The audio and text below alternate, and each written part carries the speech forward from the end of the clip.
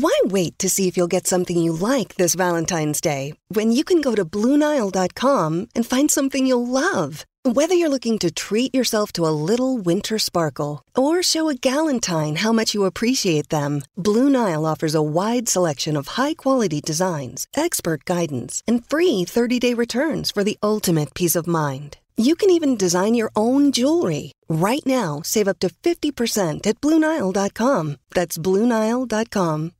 Hey there! Did you know Kroger always gives you savings and rewards on top of our lower-than-low prices?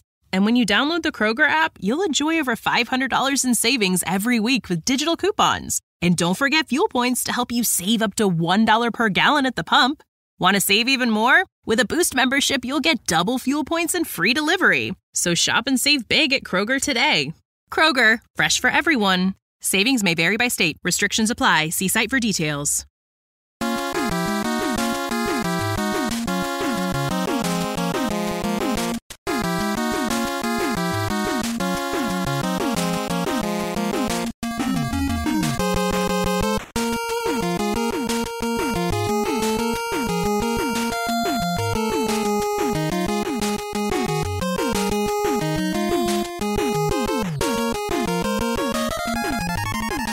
Hello again, hockey fans. Are you ready to brave the wild? With me, your host, Paladino Joey, or Joey Awajan. Brave the Wild is available on Apple Podcasts, Google Podcasts, Podman, Spotify, which is a lot of controversy lately, but that's okay. iHeartRadio, TuneIn Radio, Audible, Stitcher, Double Twist. Of course, we won't get into Spotify. I'm just happy to be on it. Thank you for downloading and listening to this show.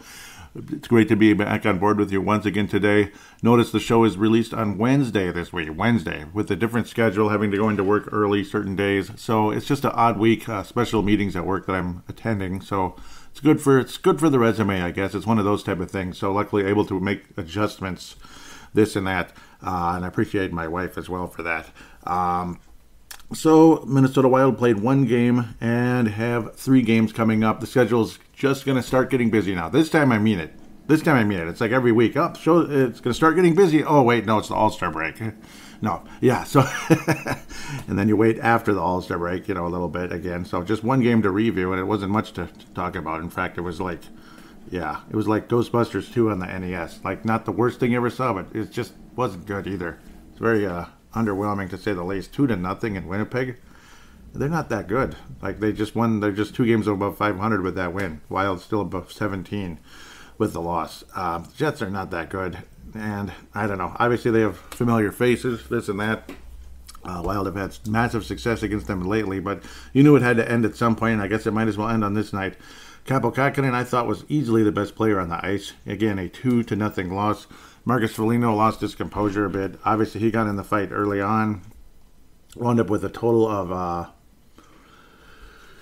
12 penalty minutes. Didn't get kicked out or anything, but he might end up getting suspended. I ended up fighting Lowry twice. It was the second time he put his knee on Lowry's face, which is a little bit harsh. Like, what are you doing?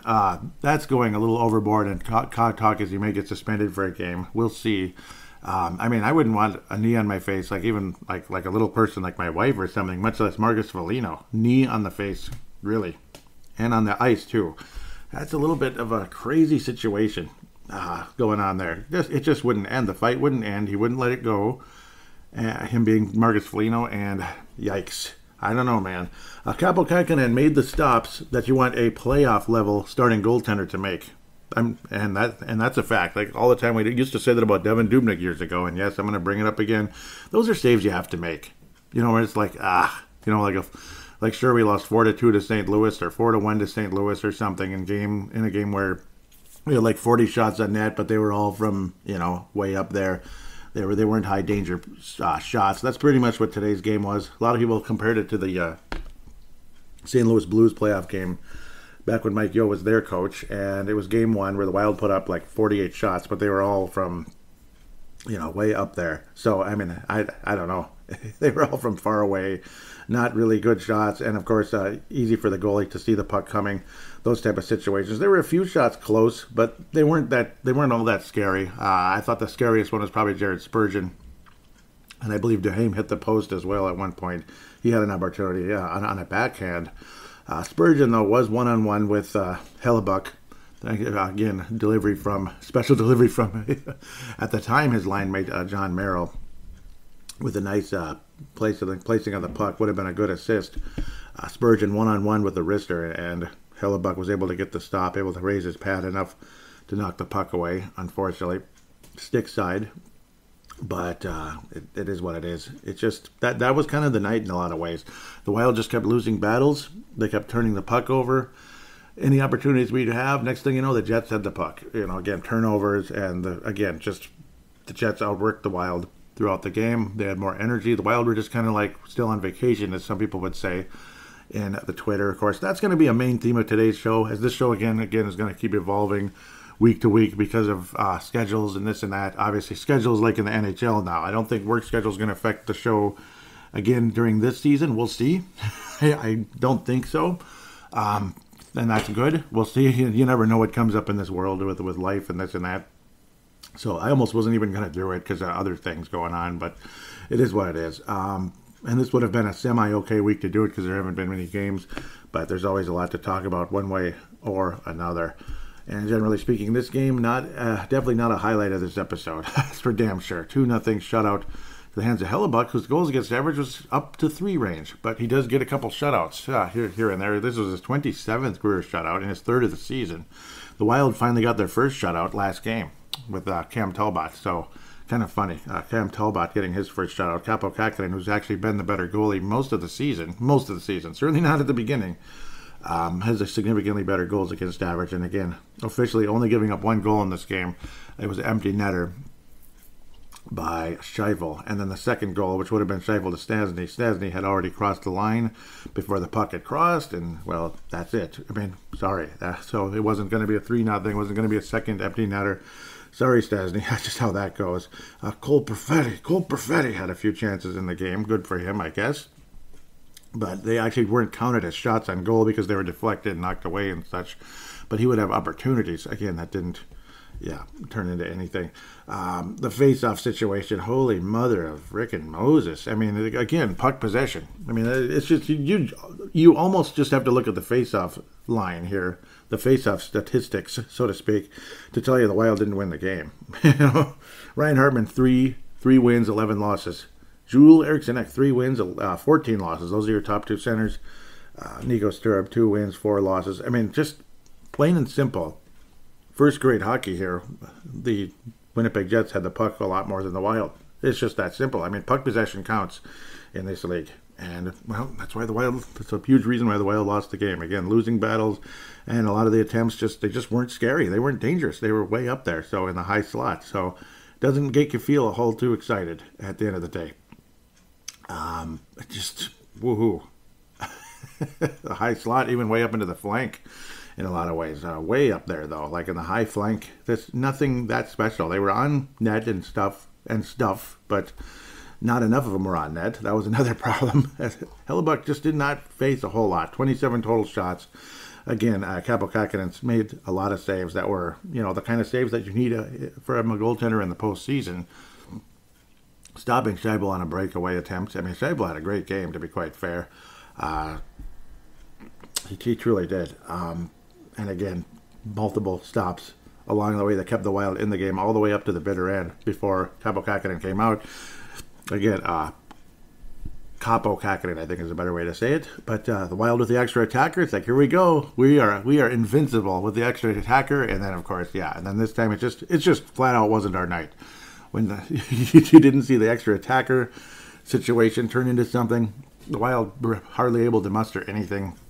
And Winnipeg was, again, dominating the puck the whole time. It seemed like the whole time we were trying to stop Winnipeg from scoring an empty net goal. That's what it felt like, more than anything.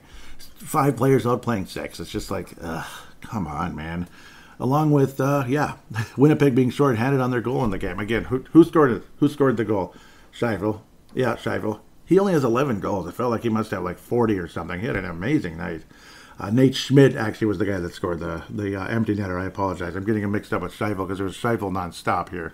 Again, he was the best player, I would say, other than Connor Hellebuyck, for your Winnipeg Jets. With that said, again, the Foligno situation, that was ridiculous. He went way overboard. I understand the frustration, this and that, but settle down. You know, that was a little crazy, unnecessary, this and that. It's disappointing to see that kind of thing happen at the end of the day. I'll get to some notes here during the course of the week, this and that. Kirill Kaprizov, despite not scoring any points, of course, he's still on pace for 103, so that's Kaprizov 100-point watch. The Grease line still has not given up regular season goal this season when they're all on the ice together. So that's always awesome. Boldy now at 11 games and 10 points, so he's not at a point a game anymore, but I think it's going to come right back. I got a feeling. Kevin Fiala's 12-game point streak ends, unfortunately, but he's still on pace for career high in points at 25 goals, 41 assists, which would equal 66 points despite the slow start to the season. There was obviously there's a funny commercial. A lot of you have seen it. Most of you have seen it that actually watched the Wild. I figure I'll just comment on it real quick before I pass out the award. The award and demerit for this episode. It's a one-game review deal. Funny commercial where it's making fun of how Kaprizov and Zuccarello keep passing a coffee cup back and forth to each other, kind of like in the NHL. They make these great plays to each other, and he scores and this and that. They make these nice, nifty passes back to each other. And then Hardman comes up the middle and takes the coffee cup, or he pours it. He takes it, pours the coffee, shakes his head, and drinks it. He scored. Yeah, that's when Ryan Hardman gets a goal from one of the two. He ends up taking the puck and scoring that, basically, in a way. And then they started up again. It was kind of funny. So it's just making fun of the whole situation where it's Zuccarello to Kaprizov, Kaprizov to Zuccarello, Kaprizov, da-da-da-da-da-da-da-da. Oh, Hartman scores. Okay, cool. That was hilarious. Hartman with 18 goals on the season still. Kaprizov with 19 still. Dag nabbit. But every one of them on pace for career highs, of course. Kaprizov, second season in the NHL, on pace for 103. So on and so forth. Hartman is going to shatter every record of his career as long as he's able to be out there on the ice and continue to contribute the way he has. Anything close to it. And Zuccarello on pace for a career high despite a very illustrious career and getting to a cup final and a conference final and this and that with the New York Rangers. So, pretty cool. With that said, the award for this episode, the Mike Modano Award, has to go to Capo Kakkonen. He was by far the best player, I think. It wasn't even close. All the skaters were just kind of meh. Certain players played fine, like John Merrill was okay, this and that. But, again, they just kept losing battles. They being the Wild. Time and time and time again. They, like all of them. They just kept losing battles. Greenway getting frustrated at times as well. Understandable, this and that. Cheap hits from Winnipeg. But that's kind of how this rivalry is becoming. It's kind of like Vancouver way back in the early 2000s with the Jim Dowds, the Wes Walses, when they were our main players way back in the day. Marian Gaborik, of course, Matt Johnson, all of them battling with the Vancouver Canucks. That's kind of what this team is right now. And they've been that for a while. Obviously, it's a team that can score goals, but a team that can mix it up, this and that. And sometimes their goalie is fantastic, and sometimes he's not. It sounds familiar with the Vancouver Canucks over the years. But Capo Kakkonen is your Mike Modano Award winner. I believe that's at least his second this season. And the James Shepard Memorial should be obvious. I think it's Marcus Foligno, the way he lost it, basically. And he may wind up getting himself suspended. That doesn't look good. That's not good leadership. Standing up for people and this and that is one thing, but just kind of losing your composure is not the best. So if he ends up getting suspended, that's a little blemish on the record there. I haven't lost respect for him at all. Just hopefully this is the last time he does something like that at the end of the day. With that said, we will take a quick break and come back for segment number 2, where we will preview 3 games, talk about the prospects a bit, and segment number 3, of course, the fun, wonderful fan interaction segment.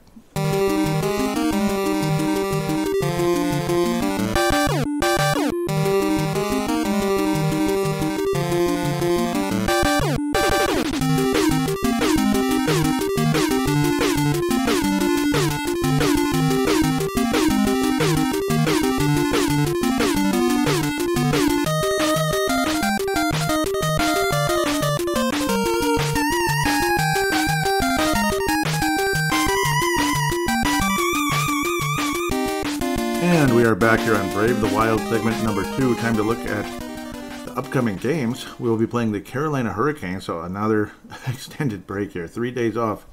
We needed it, boy. We needed those 3 days off. I mean, we had, 5 days off this and that, except for certain players, of course. Kaprizov and Talbot, good for them that they get to rest.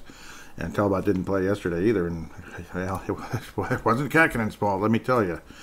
Carolina Hurricanes, one of the best teams in the league in the Eastern Conference. We haven't played them in years. We haven't played Detroit in years, so let's go. It's going to be fun to see them again. Definitely appreciate that. And, of course, the Canadian teams we hadn't seen in forever. Didn't really miss Winnipeg that much, even though it's a fun rivalry. They are what they are. They are rivals. February the 12th, Saturday, against the Carolina Hurricanes. Okay, sorry. We were going to play them. I remember previewing the game earlier in the year, and the game was postponed. Fantastic. We play them again on April 2nd, Saturday, April 2nd. So it's going to be Saturdays, both of them in Carolina in this game. Well, the next game's in Carolina. The Saturday coming up is in Xcel Energy Center. 32-year anniversary. No, 30. What am I talking about? This would be the 15th anniversary. Wow, when my favorite cat was put to sleep on April 2nd, 2007. So remembering her on that day. We'll move on. I apologize for getting a little weird here. Carolina has lost 2 games in a row as of right now. Wild have lost 1 in a row after a wonderful winning streak there. Was it 6 games? Carolina had won 3 in a row, and now have lost 2 in a row. They beat Ottawa like everyone else, 3-2. Beat New Jersey 2-1. Beat San Jose 2-1. Lost to Toronto 4-3. Lost to Ottawa in Ottawa 4-3. Lost both of the Canadian games in Canada, of course, 4-3. So, well, they shut people down in 3 games and got beat pretty. They gave up 4 goals in the last 2. Interesting. Well, Carolina is 9th in the league in goals. 3rd in goals against, so that's really nice. Only 106 goals given up, and 9th in goals total. 6th in assists. Power play is 10th. Penalty kill, anyway, is number 1 in the National Hockey League at 88.4%. We're going against the best penalty kill in the league with our 19th ranked power play. Wahoo. Well, all right. Yeah, smells like a win, I hope. It better. And, well, the Wild are obviously still a very good hockey team. We've lost only 1 more game than Carolina. We're actually not far behind the first place in the Metropolitan Division, Carolina Hurricanes. Obviously, tons of talent there, kind of a balanced attack. And Frederik Andersen, since leaving Toronto, has just been freaking awesome for the Carolina Hurricanes. And Antti Ranta, again, and it's the players in front of these guys as well that helps. It's a combination. They're good goalies. Except for poor Jack LaFontaine. We'll get to that in a second. Oh, God. Oh, my goodness. Antti Ranta, obviously formerly of the New York Rangers and the Arizona Coyotes. 2.39 goals against average, almost 91%, and he has a shutout on the season. But Frederik Andersen, 2.18 goals against average, almost 93% save percentage with only one shutout. Again, very consistent in net, giving up very few goals. One or 2 goals, maybe 3 once in a blue moon. 24-6 is in Frederik Andersen. Antti Ranta also 6-3 on the season. Jack LaFontaine, the former Golden Gopher, unfortunately dragged out of the college, according to him, obviously. Well, no, he obviously wanted to leave too. Yeah, it's not like Carolina kidnapped him. Well, he got to be in 2 NHL games. He got to start 1, and he's given up 9 goals. 7.2 goals against average. Save percentage under 80. Oof. Yep, that sucks. Hopefully he will fare better in future opportunities. We'll see what happens, but he's in the AHL now, and good luck to you, Jack. Hit the road, Jack, I guess, unfortunately. I hate saying that because I liked him as a Gopher. Seth Jarvis, one of those up-and-coming youngsters, if I'm remembering correctly. 18 points in 35 games. Sebastian Ahu with 46 points in 41 games. He's been great. 19 goals. He's their best player. No question about it. Terevinen has been solid. Not as dominant as the past seasons, but still hanging in there. 32 points. Only 11 goals on the season. Brendan Trocheck, one of the better Florida Panthers in the past, winding up with Carolina. And, of course, the situation there, the trades and such. 31 points in 44 games. Former Minnesota Wild left winger Nino Niederreiter, who played on the right side a lot because of the situations and such. Because everybody shoots left. Just some guys have to play right because somebody has to. Come on. Dude, somebody has to. Just get over there, okay? Sorry. 14 goals in the season, 23 total points in 38 games. He's what he is. He's a 40 or 50-point guy. 50 points when he's playing well. 40 points when he's just okay. That's kind of what he is. Was it a great trade? No. What more is there to say about it? Life goes on. We did not give up the next, Yari Curry or or somebody like that. So it's not the end of the world. He just had one really good season. Him being Niederreiter in Carolina. A lot of us should be over that by now, and I certainly am. Guys had to leave that locker room. It just wasn't working. Something rooted here was not working. And I think we've said that a million times. It didn't work yesterday either, though. It just didn't. It just didn't work yesterday at all. Carolina Hurricanes in Xcel Energy Center. I'd like to believe the Wild come out with a 2-1, something like that type of win. That'd be cool. I believe... why am I thinking of Talbot having a good game against Carolina? He couldn't have. No, he couldn't have. He wasn't on the Wild last time we played Carolina. Was he? No, he couldn't have been because he was just here last year. Yeah, that was Arizona. Yeah, completely different situation there. Arizona and Carolina. You just go to the desert and hang out with coyotes way off in the distance howling, and that was about it. Where the Hurricanes, you get blown over, possibly. I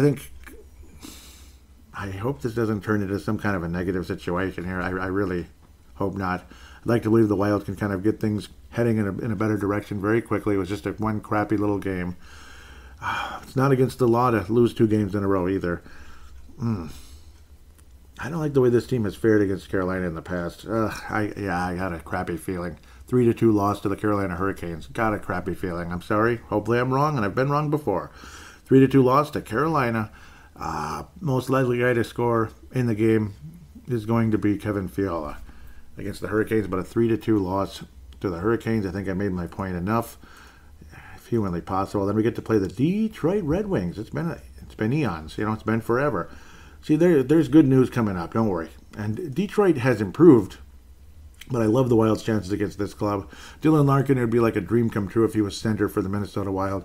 Also had a Detroit game postponed earlier in the season. Happy Valentine's Day with those nice red jerseys, I guess, with Detroit, even though they'll be wearing white, but it'll have white and red. That's Valentine's colors, I guess you could say. Isn't that cute, right? Pass around your carnations, your roses, and bring the sweetheart to the game if you're able to on Feb 14 and celebrate a victory for Minnesota, 4-2. Minnesota will beat Detroit 4-2. Would love to have Dylan Larkin on the Wild. Detroit is 20th in goals, 28th in goals against. Yeah, they give up goals. They just do. 21st in assists, 26th power play, pardon me. And the penalty kill is 22nd. So we're actually ahead in like every single stat except penalty minutes. Thank you, Marcus Foligno, and other guys that have been racking them up. 28th in the league in Minnesota. 25th for Detroit, who is, obviously, again, mediocre. They're kind of a loss-win situation right now in Detroit. 8-5 demolition loss to the Blackhawks. What the heck happened there? What the heck? Yeah, it's funny how Chicago, poor Marc-Andre Fleury still gave up 5 goals because it's just a lifeless team. Yeah, they're done. Pittsburgh Penguins, they beat the Penguins in Pittsburgh. Okay, all right. That's sports for you. 3-2 win for the Detroit Red Wings. Toronto, 7-4 embarrassment. Again, what the heck is going on? What is that all about? 7-4 loss to Toronto. 2-1 win versus Anaheim. Okay. Okay. And then a 5-3 loss to Los Angeles. It's like, okay, we're going to play some defense. We're going to be solid. And we're going to give up 7 goals the next game. And we'll give up 8 goals this game. And we'll give up 5 in this one. What's going on, Detroit? What's going on? That's kind of like the Wild a couple of years back. Must have been Darcy Kemper in net. Sorry, I had to do it. Nick Leddy, upper body injury, left the game on Jan 31st. Nick Leddy, yeah, we know who he is. Carter Rowney, undisclosed injury as of Jan 13. Riley Barber, undisclosed injury, Jan 13th. So some mysteries going on the 13th. Ooh. But the Minnesota Wild will win the game. What more is there to say? It's time for Ryan Hartman to score his 19th goal of the season. Ryan Hartman will factor in the scoring. It's just kind of fun to kind of, play around with that. Ryan Hartman will score his 19th goal of the season. I didn't talk about the injuries for Carolina. Yeah, there are some significant ones. Jesperi Kotkaniemi, COVID protocol as of February 6th, so odds are he won't play, but then again, I guess the rules changed so much, I don't know anymore. Teuvo Teravainen, of course, very significant guy, and he's been banged up off and on this season, just little injuries, undisclosed as of Jan 29th, so he's been missing in action, unfortunately. And Jake Gardiner with the back as of September 21st, way back in the day, I guess. Let's keep moving if humanly possible. The Wild will play the Winnipeg Jets again. In Winnipeg again. The Wild do not lose twice in a row to the Winnipeg Jets. No, the Wild will not lose twice in a row to the Winnipeg Jets. This is the rubber match. Minnesota is up 2-1 in the series. That's with we've had multiple games postponed in this series, which is annoying. So there's like 6 possible games there because of 2 postponements, which is funny. But we'll finally wrap this series up on Feb 16th. I think the Wild win the series 3-1. Winnipeg Jets have been all over the place. They've been disappointing. 2-3 in their last 5. They lost to Florida 5-3, lost to Vancouver 5-1, beat St. Louis 4-1. I mean, again, wrap your head around that one. How much better St. Louis is than Vancouver, but Florida's like the best team in the league right now. We'll see if that continues for Andrew Burdett and co. in May and June. Philadelphia Flyers, they lost to the Flyers. Wow, because Philadelphia is finally playing a little better, a lot like Edmonton right now. They're playing way better, except last night when Vegas slammed the door on them, literally. Minnesota, of course, they beat us on Feb the 8th, much to our chagrin. Minnesota comes out firing and wins the game 5-3. 5-3. Not a pretty night, but it's going to be a similar Winnipeg type of game, a 5-3 victory. Multiple goals for Kirill Kaprizov in this game. Multiple goals for Kirill Kaprizov. Definitely a multi-point type of game. I'm going to go with Matt Boldy versus Detroit. Matt Boldy, and I think Hartman's going to score too. I think it's going to be both of them. What the heck? But Matt Boldy's going to factor in the scoring in one of these. I think Kirill Kaprizov, though, will get multiple goals in this game and a 5-3 victory over the Winnipeg Jets in a back-and-forth battle, penalty minutes and this and that. Minnesota does win the game. Pierre-Luc Dubois, COVID protocol as of February 7th. Neil Punk, Feb 7th, COVID protocol. Austin Pekanowski, COVID protocol. February the 7th. So, well, it is what it is. Foligno had returned from an upper body injury. He had literally just returned, and now he's trying to cause an upper body injury on somebody named Mr. Lowry there, unfortunately. Trying to cause a very serious upper body injury, I think. Just maybe. Yeah, it's true. Why is my computer popping all this stuff up? Stop it. Every time I touch my mouse, there must be some kind of weird malfunction in this thing. It's annoying as hell. It didn't used to do that. But with that said, Minnesota goes 2-1 in this upcoming week. So let's try to march over to Iowa, where Marco Rossi most recently had a multi-point game. Mason Shaw continues to play excellent multi-point game as well. Adam Beckman chips and assists here and there. 22 points in 36 games for him. Mason Shaw now at 28 points. And again, remember, he's only 22 years of age. You never know. He still might live the NHL dream. And of course, he has skated for Minnesota in a couple games already, as is Marco Rossi, who I think has a wonderful future in the NHL offensively and defensively. Still over a point a game in the AHL. It's plain as day. He's professional material one way or another. It's plain as day. And at the age of 19, Marco Rossi with 34 total points, leading the club in scoring. And it shouldn't surprise too many people, even though it's still nice to look at. Kalen Edison, again, more assists along the way now at 13 total assists for 15 points in 22 games. Kalen Edison, again, showing more and more that he's knocking on the door of the NHL. At least I would hope so. Now opportunity needs to knock. We'll see if opportunity shows up. Mitchell Sheffy, he had the hat trick last week. Not this week, but again, continuing to play freaking great. He's been a factor in multiple games in a row here. He's went on a nice point streak. He's got 8 total goals in 18 games, 13 points. He's only 23. He's one of those undrafted guys, but you never know. He might be one of those fringe fourth-line type of guys. And it's not like Connor DeWeer's blowing anybody's socks off. So you just never know. But they seem pretty happy with him so far. And it's not like Connor DeWeer is screwing anything up either and getting his ass kicked. Brennan DeHame continues to be weird and awkward out there, but obviously the skill and the talent is there. I do think Brennan DeHame stays in the NHL for many years. It's just still, yeah. There's some weird, awkward moments. He's a little, I don't know how to explain it. I don't know. He's just a little bit odd out there at times. His skating sometimes is good, and sometimes it's like, what just happened?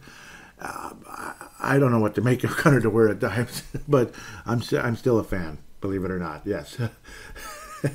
Zane McIntyre continues to be a nice goaltender for Iowa, and Andrew Hammond, again, very strong as well. 2.29 goals against average for Andrew Hammond. When he's in net, Iowa's in good shape. Same with Zane McIntyre. Most recently a 4-1 win, and again multi-points for Rossi Shaw, and of course Mitchell Chevy factoring again and again and again. Hunter Jones is now in the ECHL. I gotta back this up here, I apologize. Hunter Jones is down in the ECHL, and finally they finally have been playing a lot better, so I'm very happy for him in a lot of ways. I ought to just fix this here. I apologize. Hunter Jones obviously had been doing pretty well in the AHL, less than 3 goals against. Now he got his goals against average under 4 for an Iowa Heartlanders team, which had been horrible. Obviously, again, it's not the goalie that sucks. It's the players in front that haven't been playing well. There's Chris Bennett, Jack Billings, and everyone else pretty much with the Iowa Heartlanders. I can't just say in Iowa. The rest of the guys have been just mediocre, but again, to their credit, they have played significantly better the last 3 weeks approximately. Kozlowski, again, goals against average, mediocre at best. But Hunter Jones, again, only gave up 1 goal most recently to drop his goals against average to 3.83. Wahoo. Derek Barabo has been got crushed in the one game he was down there, and he's there right now, unfortunately for him. As they'd rather have Zane McIntyre up in the AHL, so Derek Barabo is kind of like sacrificial lamb down there in the ECHL. Hopefully Jones and Barabo can hold things up. And again, yeah, that's why I didn't talk about goalies the last when Derek Felska, on the last show when Derek Felska brought up about what position do we really need to focus on in the draft. Yeah, goalies, I think we're full. And that's again why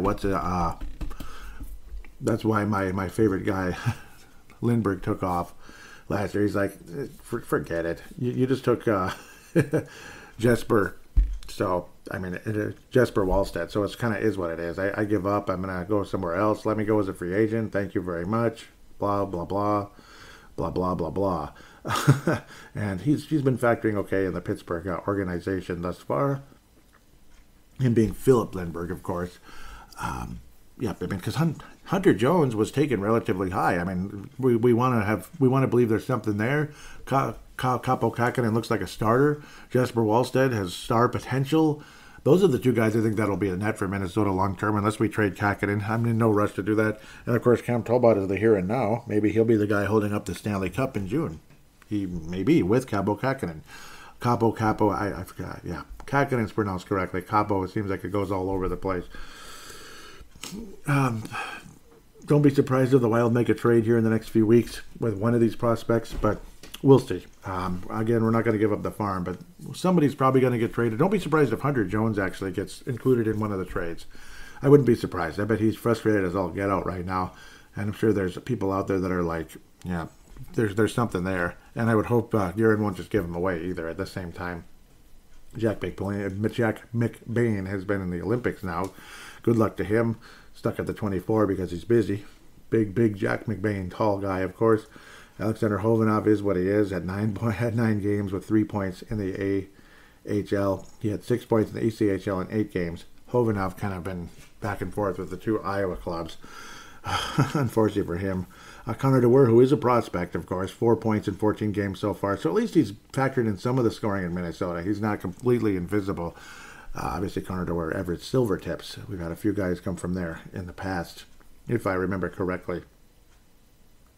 Sam Hent is also in the Olympics. Nice senior season so far for St. Cloud. Again, 13 points in 11 games. He'd missed quite a few games early in the season. Jack Pert had missed a few weeks. But obviously, tons of potential there. Now at 20 games with 14 points total. Jack Pert, obviously, tons and tons and tons of potential going forward in the college rankings and such going into the NHL. Apologize if I bounced around a little bit. Bryce Misley still in the... Bryce Misley was able to get his second goal in the AHL, so good for him. Most recently, I believe, yes, this was the most recent game, the 4-1 victory. Nice job there. Second goal in 11 games, no assists so far, but at least scoring a little bit in the AHL. I'm rooting for you, Bryce. I am. So go get him. Yeah, we don't talk about the Johanssons anymore. Like, what's the point? Damien Giroux has been invisible in Iowa. Sean Boudreas, we signed him as a free agent and then he left again. So it's just kind of like, I don't know what to make of Boudreas, and it is what it is. He's probably not an NHL guy. Continuing in college, Nikito Nestorenko, now with 20 points in for Boston College. Of course, only 5 of those are goals. He's been playmaking. 15 assists, career high already, of course. Career high in penalty minutes as well in 27 games. 20 points, 20 games thus far for Nikita. Marshall Warren now at 15 points in 27 games. Plus minus is much lower than it's been. And, of course, Boston College has not been as good as they were a national power 2 years ago and 1 year ago, for sure. But they got knocked out in the tournament. And, of course, players leave. It doesn't help when Matt Boldy leaves. Doesn't help. He was a star there after a slow start in his freshman season. Marshall Warren, though, still solid. There's definitely potential there. He's a good skater, this and that, and he's got a strong shot, despite he's more of a stay-at-home type of guy. But he can factor in at times. First off, it's just, he's picked it up a bit now. 9 goals and 8 assists, 17 total points in 25 games. So, nice to see something going there. Again, he'd been oft injured, but it looks like this year he's been healthier, though, thankfully. But the first 2 years of his collegiate career seemed like just oft injured. It was driving me nuts, and other people as well. All the big shots taken by Bill Guerin. Obviously, Marco Rossi, we talked about him. Huznadinov, 32. Yeah, Huznadinov's stuck in the same because he's in the Olympics now. Ryan O'Rourke as well. 29 points in 33 games. Olympics for Canada. No surprise there. Damon Hunt, 23 points in 31 games. I believe he's also in the Olympics. Pavel Novak, same thing. He has absolutely dominated, though, this season in the WHL with 48 points. He had a 4-point week, actually. Actually, he's not in the Olympics, pardon me. He had a 4-point week this past week in the WHL. Great job, though, Pavel Novak in the WHL thus far for the Kelowna Rockets this season. Strong run for him. Arts and Lambos, it's kind of all the same, 22 and 21. Yep. Talked about Jack Pert already. Jesper Wallstedt. Yep. Similar again. Yep. Similar to last week. Yep. Less than 2 goals a game. 11-9 record. Been wonderful. Kaden Bancure with 36 points in 43 games thus far. 14 of them goals. Up, and the coffee makers talking to me again. Kyle Mosta's career high, but it took 46 games to get there versus last year only 20 games, 10 points. That's kind of funny. And Josh Pilar finally skates for the Saskatoon Blades. Yes, sir. 1 game, 2 penalty minutes, and it was a -1. Crap. Well, that sucks. But he finally skated for the Saskatoon Blades. It took like eons, but he finally got to skate for the Saskatoon Blades. Josh Pilar. Nate Benoit stuck at 6 points. He didn't continue a point-a-week streak here. Point-a-week streak rolls right off your tongue. But he is at plus 12 on the season in 36 total games, 6 total points, only 1 of them goals. Good for you, Nate Benoit, though. It had been a point a week for a little while. I like to have fun with that type of deal. With that, we'll take a quick break, and it's time for fan interaction.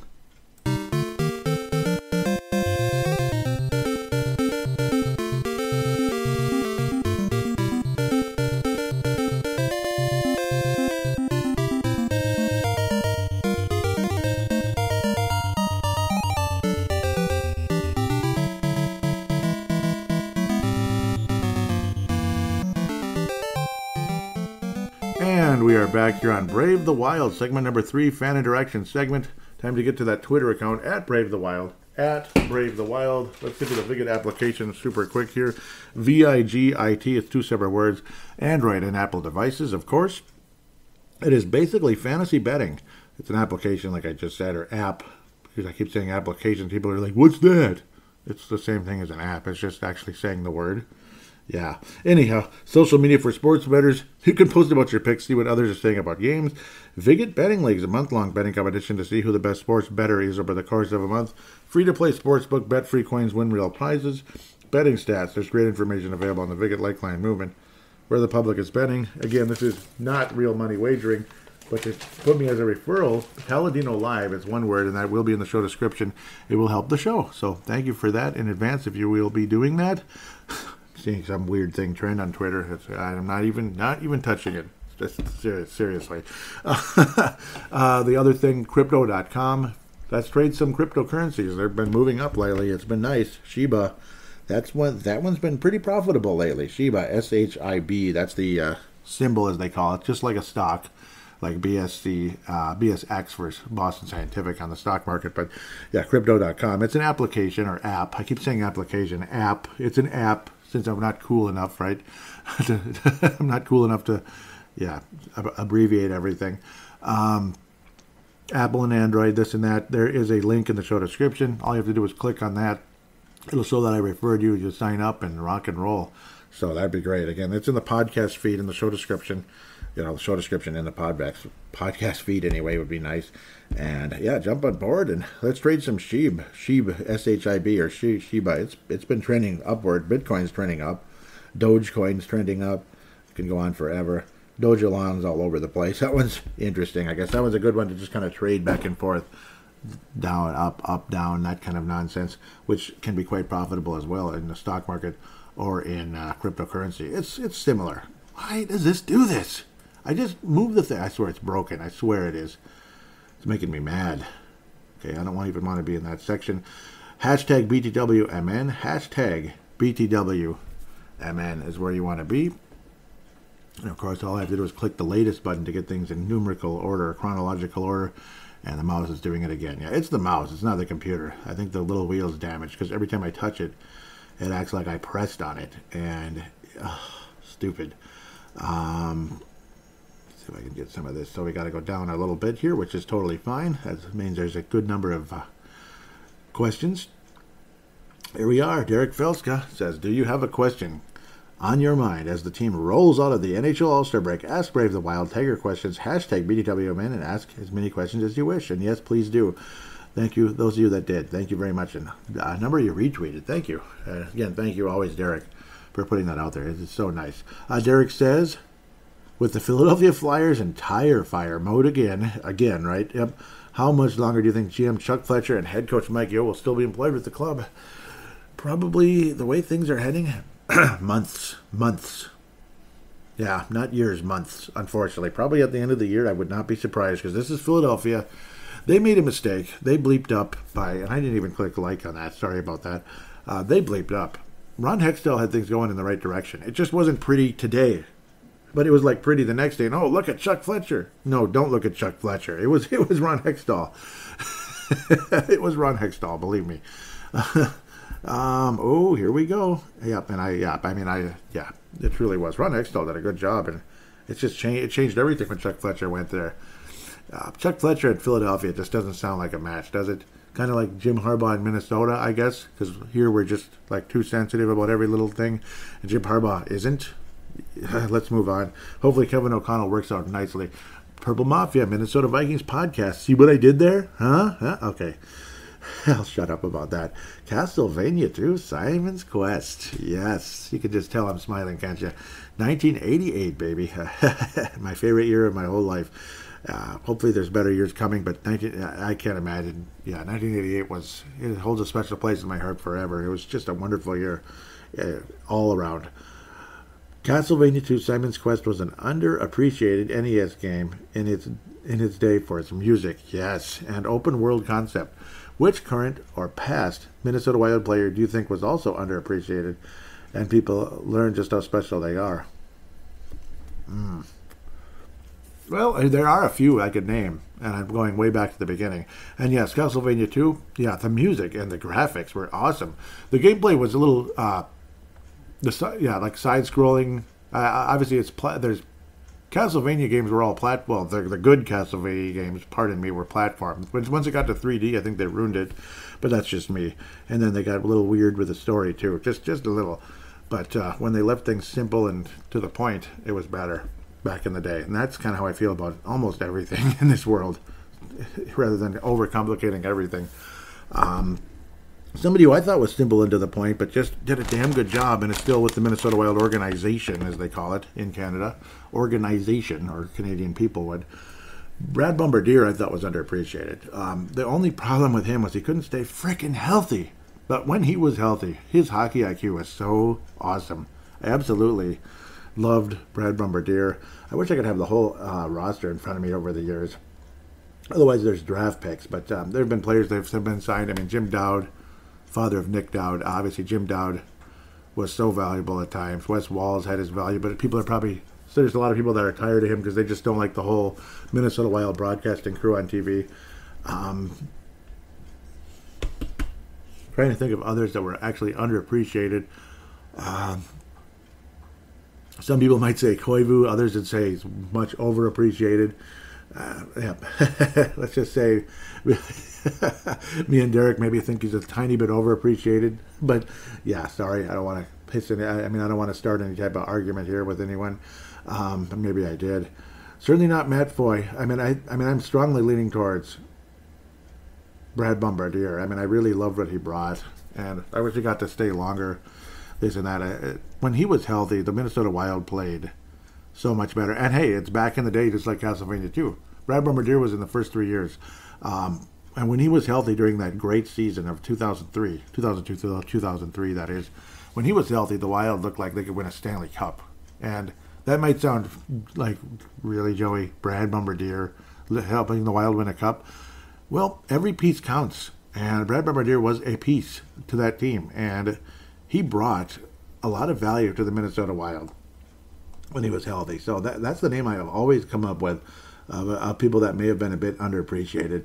It's not just because I was this fanboy, like Minnesota Wild, they can do no wrong, and I just love this guy and I love that guy. And no, Brad Bombardier, I thought he was a very valuable piece. And again, in that 03 season, hey, he had a career high in points that year. He had a career high in the first season for Minnesota as well. Missed a ton of time in 01-02. I believe it was a significant knee injury that year. And then, gosh dang it, the guy was hurt going into the playoffs in 03, which was just depressing because he was playing so well. And it's not just the points, obviously. It was a lot of the little things he would do that would really change things. Like he'd win battles, and the poke checks and such, and the back checks. He was so good at all of that. He's still working with Wild player development at age 49 years of age with Matt Hendricks as well, the offensive defensive side and such player development. So defense, because before it was just Brad Bombardier, and then you bring in Matt Hendricks to help with the offensive side. So that's smart, obviously. And then Koivu could help with the European side, which I think is pretty cool. So thank you very much there, Mikko Koivu, joining the Minnesota Wild organization. In that form, not as a player anymore, obviously, because he's getting up. Obviously, it was time to move on, unfortunately. But long story longer, Brad Bombardier. Okay, Brad Bombardier, underappreciated. There probably are better examples in some people's eyes, like bigger names and such. But that's who I can come up with at the moment because I always think about that. Derek says, who were the top 5 toughest Minnesota Wild players of all time? Marcus Foligno, number 1. Number 2. Matt Johnson, Derek Boogaard for sure. I'd say Derek Boogaard over Matt Johnson because Johnson got tired of it and retired. And, he's still alive, which is good. Poor Derek Boogaard. He ended up, he just was, he went in too far, basically. And the painkillers combined with the alcohol ended up doing him in. Just depressing. Painkillers and alcohol, it just breaks my heart when I think about that. Top 5, though. Sometimes Slivan Bluen look like a real... he could be really tough at times. That's kind of a name I'm thinking about. There have been many. I liked Clayton Stoner for a minute, but I don't think he's in the top 5. The 3 guys I mentioned are definitely, they're shoo-ins. You cannot say no. Kel Clutterbuck was not, because he would just hit people, but he would never fight the person when they wanted to go at it, and he'd just skate away. And actually, that would just cause agitation from the other team, and that didn't actually help us. So I can't give it to him. There was a lot of players didn't like Cal Clutterbuck from what I've heard over the years. So, trying to think though, 5. Why'd you have to say 5? That's too many. No, I'm kidding. I'm teasing you. Slivan Bluen was a really tough guy. He was. I actually like Slivan Bluen, but that's kind of almost too far back. But so is Matt Johnson. And obviously there haven't been many quote-unquote tough guys. There was a time there weren't a whole lot of those during the Wild's tenure. I'm trying to remember some names. Alex Henry was pretty tough, I thought. He would mix it up a bit. Andy Sutton. Those are guys way, way, way back at the beginning. Why did I wind up on the Blues here? But let's try 13-ish. Trying to remember some names. Yeah, Stoner was up there. Mike Rupp was tough. He was tough, but he only played here like half a year. We traded for him. Zenon Konopka was pretty tough. He could win a face-off, and he could win a face-off. He could get in a fight. He was tough. I liked him. So maybe he'll be in the top 5 at the very least. And, you know, in a lot of ways, toughest doesn't always mean you're out there fighting people. Number 5 is number 97, because, I mean, look at the hits he takes and how he just jumps right back up. So number 5 is Kirill Kaprizov. Toughness in terms of durability and able to take a hit and such like that. So I will give it to him. And he's not just looking for to mix stuff up and annoy people like Cal Clutterbuck was. Cal Clutter Bleep, I'm sure he heard that name 100 million times over his life. Kirill Kaprizov. So, yep, that will go with, who did I have? Foligno, Bugard, Matt Johnson, Konopka, and Kirill. The thrill is for real. So, yes, I babble too much, but I mean, I love these questions, and I hope you don't mind that I kind of go into them. Derek again says, what are, in your opinion, the top 5 hockey video games of all time for any console or for PC?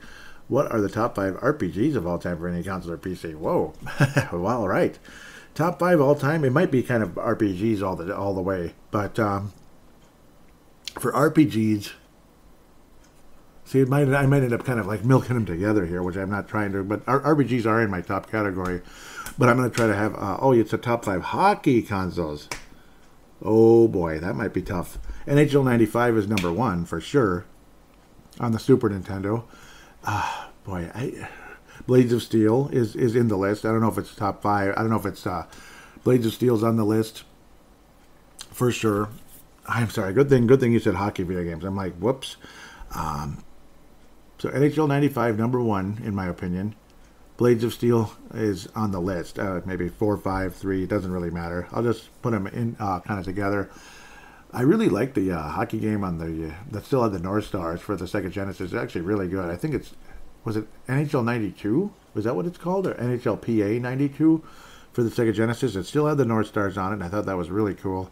And it actually had the old North Stars logo on the cover, because the North Stars went to the Stanley Cup finals that year.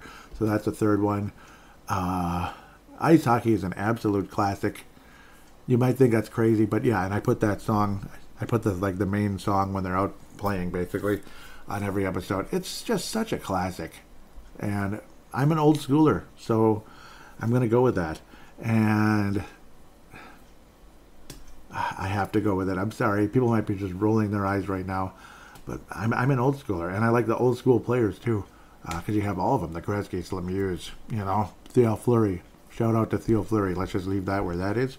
The Calgary Flames back then, they were awesome. Edmonton Oilers, all them. Trying to think though. I don't know if there's a fifth one. Probably like any of the latest, you could say, because you get all the current players and the best technology. I would say the latest NHL 2K22. I'd say for the Xbox system. I would just kind of go that way, just to be fair, to say the newest best thing for hockey. If there's another one that comes in my head, I'll let you know.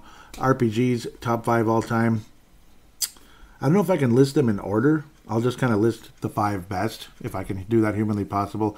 Lunar the Silver Star for Sega CD, not for the PlayStation. Lunar 2 Eternal Blue for the PlayStation. Both of them deserve to be up there.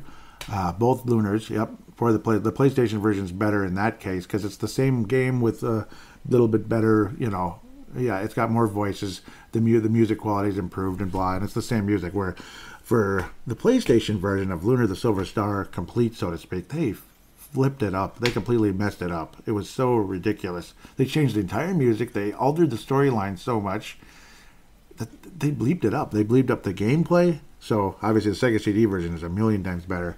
It's an all-timer for me. I'll continue. Final Fantasy IV, Final Fantasy VI, and then it's down to Secret of Evermore, Secret of Mana, or Final Fantasy Adventure. That's kind of a distant one. I'll just say, or Earthbound. I'm going to just put Earthbound in there because of how unique it is, and it's so cool, and it's people that play it are blown away with the all the oddities and coolness of it. At the time, people thought it was weird. I liked it, and I got it for my... I wanted it and got it for my birthday back in 95, and I still have it. So I have a very valuable video game in my possession. Complete. That's right. So those are your top 5 there. There I go babbling again, but I suppose that's part of the fun of it, right? That's part of the fun of it. I mean, it's fun to talk about multiple things, hockey and video games and such. Derek Felska says, star winger Kirill Kaprizov paid homage to Alex Ovechkin during the NHL skills competition at the All-Star Game, including taking off his wild sweater for a Capitals jersey. Do you think it could be a sign of the future for 97? Hashtag bad omen. I hope not. I don't think so. I think he just meant to pay tribute to Alex Ovechkin.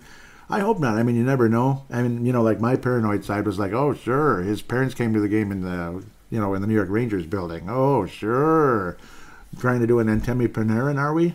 Of course, but there is always going to be that fear. There is, and I hope not. I really hope he doesn't end up leaving on us. He seems pretty damn happy here. He really does. But then it's like when you see his face and you see the way he interacts with his teammates, he looks like he loves it here. And then comes the off season, and then it's like, what's going on? Where is he? What's happening? Like, why isn't he signing the contract and blah blah blah? So there is that fear, and then some of the actions, like signing in the KHL like he did years ago. So I'm gonna step out in faith and believe it's not, but I don't blame you for having a little bit of a question mark up there. Derek again says, did Chicago Blackhawks owner Rocky Wirtz comments to a reporter at a town hall meeting make him push aside the Arizona Coyotes owner as the worst one in the NHL? Maybe. That one, I'm going to be honest, I'm going to claim ignorant on this one. I'm going to call ignorant on this one. I deeply apologize. So, yeah, I'm going to claim ignorant. I've been kind of locked in with other things, unfortunately. So this one I didn't get caught up on, and I apologize for that. So I'm just going to fess up on that. Mike, MocoV65, at MocoV65 says, I got to ask, I'm going on 67 years old. I played so many different sports, and after our game, we would pop open the cooler or run to the local pub, slam down a few, and talk about whatever. These podcasts remind me of doing just that. Is that how everyone else feels? Wow, thank you, Mike. I'll take that as a compliment. I will take that as a compliment. I appreciate that, Mike. And that's kind of what it is like, isn't it? Of course, I'm slamming down coffee, or, sipping. Let's just say, when it comes to alcohol or coffee, I'm a little more gentle. At least I try to be, because let's just say I get headaches really easy. Derek Felska says, I'm game for that, and thank you. That is really cool. Thank you for that, Mike. I'll take that as a huge compliment. I will. Next one from Mike says, one more thought. I keep hearing trade this, move that, cap. Right now, if anyone would walk into the Wild dressing room and ask each player where they want to finish the season, I think they would all want to stay here. Would want to stay where they are, pardon me. Anyone else feel this way? Yes. Hopefully that doesn't start changing at any point. I don't think last night's game is going to do that. I would hope not. Foligno, hopefully that was a one-time thing where they're like, whoa, Foligno, you lost it. And he's going to be like, yeah, I did. I'm sorry. Hopefully that's basically all that is going to happen. And I understand the hatred or dislike for the Winnipeg Jets players and such, St. Louis Blues, Colorado Avalanche, teams like that, even Chicago in the past. But right now the big three is Winnipeg, St. Louis, and Colorado, and it's not even close. Okay, maybe Nashville too. There's been some bad blood between these clubs. But hopefully they're going to continue to stay together. But I do think that is the vibe. And I don't think Kirill Kaprizov is in a hurry to leave. I'm just, again, his actions made me wonder in the offseason, though. Jay Bushy says, I'm not really liking what the NHL rescheduling did for the Wild. 2 exclamation points on that one. He's upset. Yep, 40 games in 77 days. Not good. And other teams will play less, which is bad because of practice and healing and all that. Because, gosh, you're going to get tired. The Wild could be one tired team entering the playoffs, or dare I say, miss the playoffs because of the grind. Your thoughts? My thoughts are, I freaking hope not. Because that's about as Minnesota as it gets if that were to happen. The good thing is we have two good goaltenders, which I think is a huge thing. Two goaltenders you can platoon a bit, and Cam Talbot admitted that openly. He's not Devin Dubnyk, where he is playing every night, blah, blah, blah, and he's going to raise a stink, and every time someone scores on him, it was somebody else's fault. It's Dumba's fault.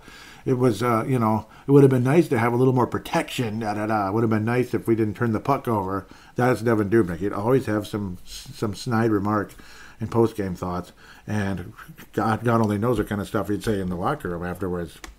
So, I think this team is mentally tough, and mentally tough that they can get through this. I think the coach and the general manager are a huge part of that.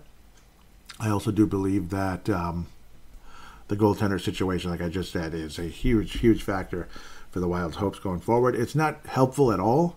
It is going to be tough, but I'm hoping for the best. It is unfair. It is absolutely unfair, though. Yes. Bryan Herrera says, What do you think of the name Marcus for a baby boy? By the time this podcast is up Thursday, I will have a newborn son, and his name will be Marcus. I think it's a good name. I think it's a very good name. And congratulations, Brian. Congratulations, Bryan Herrera. And Derek also gave him a congrats as well. Brian said thank you. Yep, congrats to you and your growing family. Yeah, amen to that. Very happy for you, Bryan Herrera. And if you want to call him Marcus Foligno as like a nickname, that's fun too. He could wear number 17 out there and beat some people up and score some goals. I don't know, but so Marcus Herrera, if he's around, it's Wednesday as I'm doing this show though, because again the changed schedule. But congratulations, Brian. Yeah, congratulations, and thank you for the loyalty to the show. Derek shared Steve Snyder's comment, says, Can the Wild sustain the momentum in the second half of the season? Do we have depth to compete in the playoffs as well as size? I do believe we have depth. I do believe we have some physicality as well. And sometimes depth, it's good to have it, but sometimes there's so many injuries or sickness, there's nothing you can do. It's going to be tough. I think they can, but it's not going to be easy. Let's just put it at that. And that's a huge test going forward. I was commenting this game is boring as batshit because it was. All those lost battles. Derek responded with the Wild themselves have been the Jets' best defender tonight. Pardon me, getting a tongue twister on myself here.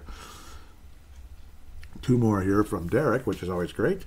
He said, did the Minnesota Wild buy into their own hype over the All-Star break, reverting to the old Wild? The old Wild where they felt they could show up, mess around in petty battles of personal retribution, and then finally show some urgency in the last 5 minutes of the game and win. Yep, the old furious rallies that Judd Zulgad brings up, and a lot of us that have seen the Wild the last 5-6 years in the Parise Suter era. It did kind of feel that way last night, didn't it? It was kind of like they said, the St. Louis game in Game 1, 2017, if I'm remembering correctly. Amazing season that all just went up in smoke in just a few games versus Mike Bleeping Yo of all people. It did feel that way. Let's hope that was it. Let's hope that's all just in a bottle and we can just move on to the next game. But I don't know. That kind of scared me. Derek Felska says Dumba decides to tangle with Anders Lee, gets mauled and gets hurt. Foligno decides to add a little extra after his second fight and will probably be suspended. Doesn't matter what the refs didn't call. Both Dumba and Foligno made poor choices. #truth. Yes. Agree with you 1,000% there. I mean, you said what you said what needed to be said there. Me adding to it would just be pointless because you said it better than I did. I'll just twist it all over the place. So thank you, and I already am. Thank you, Derek, for that. I agree. That was dumb. So with that said, I want to thank you guys so much for listening to the show. I'm also going to ask you to please put in a review if you could on Apple Podcasts, Audible, Stitcher. Those are ones where you can put the 5-star and put a review. And on Spotify, you can at least put a star rating. So if you're able to put a 5-star rating for Spotify, I'd appreciate it very, very much. As I learned recently that Spotify also does that. I don't know if that feature's been there forever. Probably not. One other way to get on board and fan interaction could be with your voice. Use the free voice recording application you may have on your smart device, because everybody has it, and you can download them too for free, of course. Open it up, press record, treat it like a phone call, And then when you stop it, hit save and share it / email it to paladinolive@yahoo.com, paladinolive@yahoo.com. I will then convert it into an MP3 file thanks to Zamzar.com. And of course, the email address will be in the show description. And thank you, Zamzar, for providing that free service to let me convert it into an MP3 file. Highly recommend Zamzar.com there. So with that said, and yes, it is free for small files. If it's a huge file, then you'd have a subscription. Maybe you're doing it for a business or something. Videos and such, or music, audio, or huge podcasts and such. Just want to thank you guys for jumping on board once again. Wonderful, wonderful week of interaction. Thank you always, Derek Felska. Thank you always, Minnesota Wild Global, Scott Cavendish, David Kostick, Chance Kostick, David Abraham, Kathy Main, Chad Wolski, Michael Feck. Thank you always. Awesome, awesome page. Patrick Turner of Minnesota Wild Nation. Awesome, highly recommended Facebook pages there. Of course, MNW Prospects, which is also known as Young Guns. MNW Prospects, also known as Young Guns on Twitter and Facebook. Awesome, awesome job. Pavel Bennett is the reason why this Minnesota Wild logo looks so awesome. Pavel Bennett out of Czechia did an amazing job. Kind of started with a rough draft look, which was the white logo that was up there for about 2 weeks. Converted it into this. I mean, what an awesome job, Pavel Bennett. Justin Bakke, who also does the Sound the Foghorn podcast. He's one of the co-hosts on there. Brandon Quast. Chad Wolski jumps on board there as well at times. Really, really appreciate being a part of that. Of course, I would cover the juniors if the Wild had players in the queue, as they call it, or the BCHL. But at this moment they don't. But in the future they will. But I enjoy being a part of that page, and I thank you guys so much for being great friends for a few years now. Just want to thank everybody for that in a big way. I don't think there's anything else I need to say. I believe that should about wrap it up, and I apologize if I'm missing out on somebody or something. With that said, we'll talk to you next week. Hopefully Minnesota continues in their winning ways and don't start down spiraling in the wrong direction.